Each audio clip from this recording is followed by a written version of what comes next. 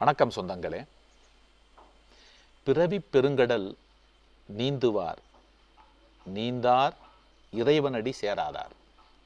இந்த பிறவி எனும் பெருங்கடலை நீங்கள் கஷ்டமின்றி நஷ்டமின்றி உங்கள் இஷ்டத்திற்கு நீந்த வேண்டுமென்றால், இந்த பிறவி பெருங்கடலை நீந்த வேண்டுமென்றால் இறைவனடி சேர்ந்தே ஆக வேண்டும்.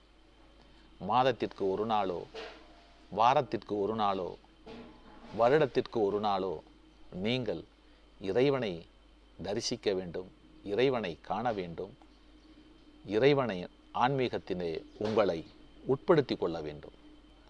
ஆன்மீகம் இல்லாமல், இறைவனது அருள் இல்லாமல், இறைவனது பார்வை இல்லாமல், இறைவன் மீது நீங்கள் பற்று கொள்ளாமல், பக்தி கொள்ளாமல் உங்களுடைய பயணம் நல்ல பயணமாக அமையாது. அதைத்தான் வான்புகழ் வள்ளுவர் பிறவி பெருங்கடல் நீந்துவார். யார் நீந்தார்? இறைவனடி சேராதார். பிறவி பெருங்கடல் நீந்துவார் நீந்தார் இறைவனடி சேராதார்.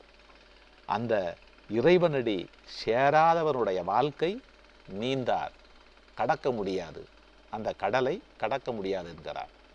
ஆகவே அனுதினமும் உங்களால் முடிந்தவரை குடும்பத்தை பார்த்து கொண்டே கடவுளை தரிசிக்க, கடவுளை வணங்க கற்றுக்கொள்ளுங்கள். நன்றி, வணக்கம்.